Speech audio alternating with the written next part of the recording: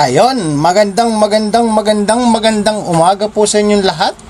Elmar Toledo, aka Asal Aso, isang tunay na tao, usapang kanto pero totoo, mismo, fight the big C.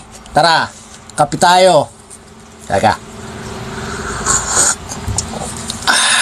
Ayan, sana meron tayong maging contestant dun sa ating maarte ka ba. Ayan.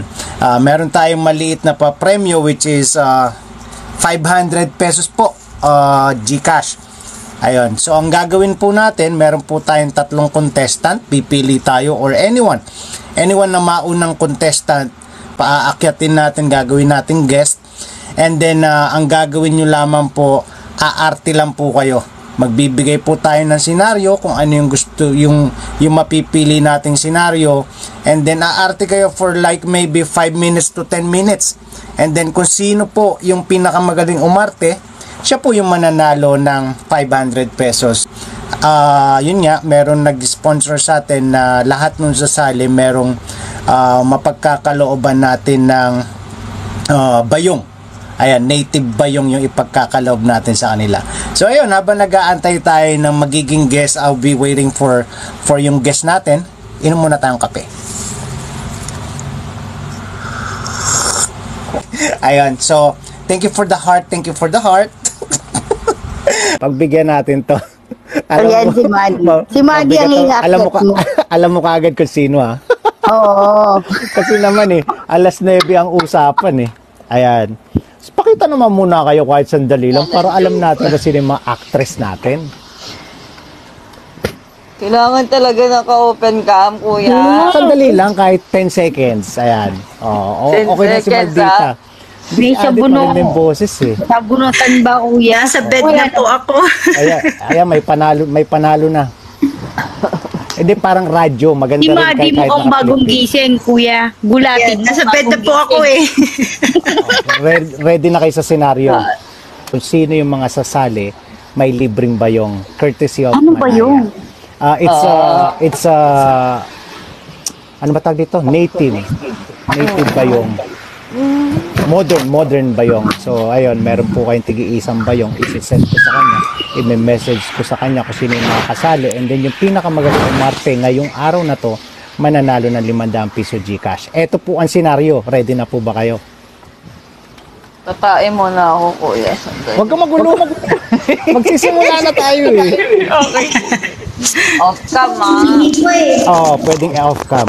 Tatlong magkakaibigan, nagpaplastikan sa simula, magkukwentuhan, magtatawanan, and then sa huli, magkakabukuhan, magdadrama sa dulo. 5 minutes lang. Wow! Parang true to life to, Hindi, bahala ka. Teka. Ilang minutes ba? 5 minutes will do. Ayan, 5 minutes to 10 minutes. Simulan nyo sa magkukwentuhan. Ayan. Hi, Sis Maldita. How are you today? Teka lang, di pa ako naka-red. Ulit. Punyeta ka, Maldita. Talaga to si Maldita. Ready ka na ba? Game na. Game. In 3, 2, 1, action. Hello, Sis Maldita. Kumusta? Okay naman, ikaw, kumusta ka? Ito, okay naman. May nadinig ka ba about kay Madi? Nakausap mo ba siya? Wala pa nga akong balita. Ay nako, yan ang sinasabi ko pag wala ako na naman ang pinag-uusapan nyo. Ano naman ang latest? Nandyan pala sa kabilang line si Madi. I didn't know that. Sis Maldita naman, ikaw ha? Tinatago mong kausap mo pala si Madi. Huwag naman sana ganyan kasi... Nag-uusap niyang babaitang yan. O diba? Bakit ako hindi mo pinakontak, Madi? Madi, ba't hindi mo ako pinakontak? Kasi lagi ka bakit si Sis Maldita lang palagi? Si Maldita ganun ba? Kahit na busy ako sa jowa ko, syempre naiisip ko din sa kayo. Anong ahas dun, sis? Anong ahas? Ikaw nga, dami-dami mo sinasabi. Anong ahas dun? Hindi ako ahas. Ay, ano ba? Sorry kasi isa lang po akong kabayo. Natawa ko. Na pwedeng manipa kapag kailangan. Sa ngayon, sa tingin ko kailangan kong manipa isa sa inyo kasi pinagtataguan niyo akong dalawa. Kayo lang palaging dalawang magkasama. Bakit ganun? Huwag ka kasi Bakit lagi niyo akong ina-out of place? Ayoko, Hindi, kahit may jowa yung tao, dapat kinokontak niyo din ako paminsan-minsan. Alam niyo ba yun? pasensya ka na. Nakakasama kayo ng loob, sobra. Sumama na loob mo, wala akong pakialam. Basta! O diba, ganyan kayong klaseng kaibigan. Porket sumama yung loob ko, wala na kang pakialam. Anong klase kayong kaibigan? Bigyan kita na. Meron ka ng problema kami, lalapitan mo? Hindi nyo nga ako kinokontak, paano ko kayong lalapitan? Paano ka nga namin kukontakin? Puro ka dyan sa jowa mo. O kaya nga, paano ko lalapit sa inyo kapag may problema ako? Kung hindi nyo naman ako kinokontak. Paano nga kami kukontak sa'yo kung lagi ka naman busy? Sige nga, O kaya nga, di ibig sabihin yung lumalabas sa bibig mo ngayon ay kasinungalingan. Paano naging kasinungalingan? Dahil sabi mo, lumalapit ako kapag kailangan ko kayo. Pero, hindi nyo naman ako kinokontak. So, paano mo masasabing kinokontak ko kayo kapag may kailangan ako? Busy ka nga. Ikaw nga yung mag-isip-isip ka nga. Kasi walang signal. Walang wifi. Wala kami pabayad ng wifi. Saka wala kaming load. Grabe kayo, isang taon, mahigit, hindi nyo ako makontak. Grabe naman tong klase mga kaibigan, oh. Bakit? Nasaan ka? Sobra kayo mga sis, ha? Tapos, akala ko wala kayong contact ni sis Maddie, maldita. Yun pala, nagkukontakan kayong dalawa. Ako lang pala yung na-out of place. Oh my God! Grabe kayo, sobra. Talagang nakakasama kayo ng loob. Cut. Wala pakialam kayo, sumama loob mo sa amin. O diba? Tapos palagi lumalabas sa bibig mo, wala kayong pakialam. Di wala talaga kayong kwentang mga kaibigan. Eto, pagagandahin natin. Si Maddie, namatayan. Knock on wood, may knock on wood yun ha. Namatayan. Yung eksena lang to, namatayan si Maddie, pero pinagkukwentuhan nyo pa rin si Maddie. Pinagkukwentuhan pa rin ni Adit at ni Maldita si Maddie. Hindi man lang kinokontak, wala silang pakialam kahit malungkot yung kanilang kaibigan. Action.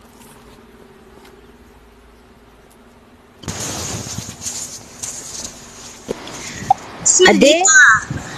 Oo. Ano yun? Kamusta ka na? Alam mo ba nangyari doon kay Maddie? Nakontak mo na ba Hindi, siya? ano bang balita? Hindi pa, hanggang sa ngayon. Balita Ano ko bang lang balita? sa'yo daw yata eh. Hindi ba kayo nag-uusap? Hindi kayo nakapag-usap sis ngayong mga nakaraang buwan. Tawagan nyo, Busy tawagan kasi nyo. ako eh. Tawagan mo nga, Wala akong number nun eh. Ano ba number mo?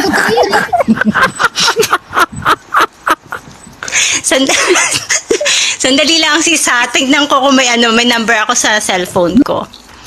Hindi ko alam kung gamit niya pa tong number na to eh. Baka may kaibigan ka dyan, may common friends kayo. Baka pwede mong itanongin. Pasensya na kayo, mangungutang Kasi mo na naman yun, si Maddie kasi. Si Maddie kasi. Hindi ko siya tinatry kontakin kasi palagi siyang nangungutang. Pag nagkukontak siya sa akin, kailangan niya ng ganito, ng ganyan. Sis, pwede patulong ng ganito, di ba? Medyo nakakairita. Ganon din ba siya sa'yo? O, teka na nga. O, Maddie! Nasaan ka ba?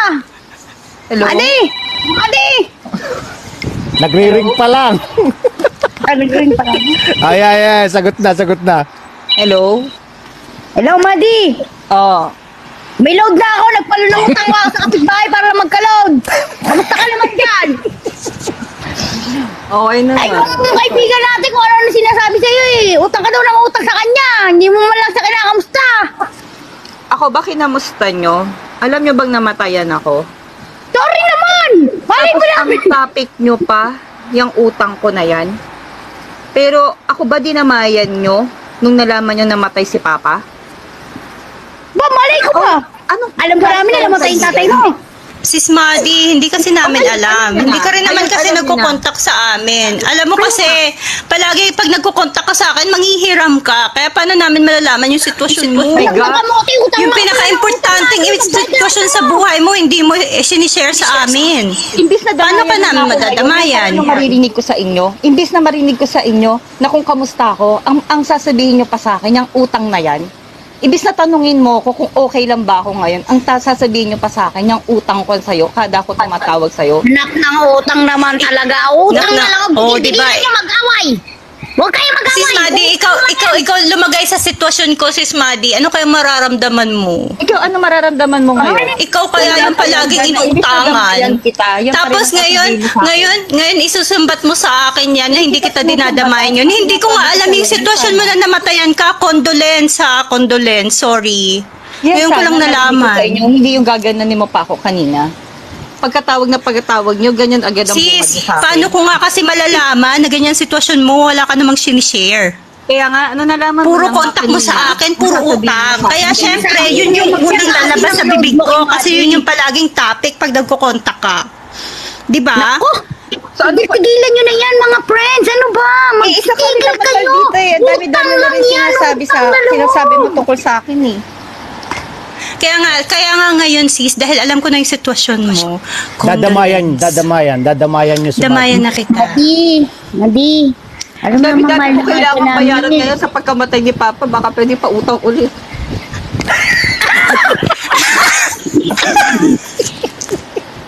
Oh, last, dadamayan. Ano number ng Gcash mo? Tutunog-tunog. Sis, magkano ba yung utang mo? Try nating malimos sa labas, sabay tayo. Gusto mo ba yon? Alam nyo lang kung ano pinagdadaanan namin ngayon. Ang dami naming kasi nga lahat biglaan kay Papa. Kailangan bayaran yung mga Madi. sa ospital. Madi, kung alam mo lang, Madi, ako nga eh. Ako nga, nawalan ako ng jowa eh. Yung jowa ko Sa'yo, balik jowa. ako sa iba. Wala. Paano na tayo niyan? Madi, alam mo ba yung boyfriend ko din? Kita kaibigan Pinagpalit ako, Madi. Kahapon lang nangyari, Madi. Malalaki lang yung pinagsasabi Ganun nyo. Ako yun. tatay ang nawala sa akin. Yan pa rin yung improvement nyo. Ano? Ang klase ba talaga? Mga kaibigan mo, Madi. Mahal ka namin. Oh, magpapaalaman, Mahal ka namin, Madi. Alam mo yun. Magkakasundo sa isang Kaya, bagay. Tigil na, Gusto Madi, nyo, ha? magkape na lang Patawarin tayo mo isang ako. araw? Madi at Miss Maldita. Sisi Hindi, huwag na Maldita. tayo magkape isang araw. Pumunta tayo sa lamay. Doon tayo magkape. May bibili pang sweet. Pwede rin. That's a good idea. Sis Maldita. Tara, mag-tong eats tayo doon. Damayan natin si Sis Madi. Malay natin, makaipon pa tayo ng pampahid sa utang niya, di ba? Hindi, pumunta na lang tayo kay Mr. T. Pangit na lang natin yung naman Tara, mag-tong eats na lang tayo. Makilamay na lang kami, Madi. Ready ka ba? Cut. Salamat. Ayun, ang galing. Na-enjoy ko. If ever po na meron kayong mag-mute ka. Ang galing. If ever po na meron kayong mga suggestion kung paano natin mas pagagandahin to. I know there is some yun nga, yung pag nagsasabay-sabay, dapat merong kung sino yung mauuna, di ba? Pero ang galing. I like it. And then doon sa, ilan ba tayo? 9 na nanonood ngayon. Hindi kasama yung 3, hindi kasama yung 4. Sa 8 nanonood, sino po ang number 1, or hindi, type nyo na lang yung pangalan nila, Maldita, Adit, or Madi. Sino po para sa inyo yung panalo? Ayan. Ang hirap kumita ng pera, no? Nasaan po ba si Adit? Kuya, yung kikitain ko, alam mo na kung sa kanino mapupunta. Nasaan po ba si Adit? Po. Oh, Nasa Norway po. i-add mo ako, i-add kita, and then may message kita para kung halimbawa ikaw manalo. Ayun, sabi ni Queen Coral. I added you already, kuya. Yeah. Sabi ni Queen Coral, si Adit daw yung para sa kanyang nanalo. Anyone else? Sino yung panalo para sa inyo? Diego. Riri, ikaw, sinong panalo para sa iyo? Kuya Alex, kung napanood mo yung pag-acting nila, sino yung panalo para sa iyo? Tako, komedya. Ang dami ng boto ni Queen Coral. Isa-isa lang. Ayun, since walang pakialam yung mga nanonood sa atin. Ako na magde-decide kung sino yung nanalo. I will say lahat kayo panalo. Ayan. So 500 each. Maldita, Madi. Ay, sana. Yeah, magaling sila lahat. I know. Thank you po. May hinaluan kasi Pero ni Maldita. Dalawang buwan ng panubian ah. Yeah, yun nga. And then, si Maddie, ramdam mo yung sincerity. And then yung Adit, para sa akin yung magaling. But, yeah, since this is our first time, mas pagagandahin pa natin. So, yeah, thank you so much sa inyong lahat. Thank you so much gusto po. nyo sabihin? Isa-isa lang. Maraming salamat sa 500. At sa Maddie. kape at biskwit ni Maddie. Ano? Doon ako natawa. Doon tayo magkape sa lamay. Magyayaya ka pa sa thank you Starbucks po. kung pwede naman doon na lang sa lamay magkape. Maddie. Ako yung ako yung nag-alok ng kape. I know. Thank you so much po. It was a really nice experience. First time Thank you, kong thank mag-act dito. Ayan. Yeah. Pero ang saya talaga. Pero ang saya sobra. Kahit off-cam siya. Mas maganda kasi siyang off-cam kasi pwede mong kasi pag open camera kasi mahihiya kang ipakita yung mukha mo, di ba? Yeah. Again. Salamat and congratulations sa inyong tatlo. Salamat sa mga tumampay. Salamat sa mga bagong kakilala. Sana po sa next live natin makasali kayo sa ating pa-contest. Congratulations lahat kayo nanalo ng 500 piso. Just give me your number, the GCash number, and I'll send it to you. And then again, this is Elmar Toledo, isang tunay na tao, aka Asal Aso, usapang kanto pero totoo mismo. Fight the Big C. Sana next live getting to know you natin si Adit or si Queen Coral or si Ling or malay nyo si Kuya Alex. Maraming salamat po. Have a blessed day everyone. Thank you.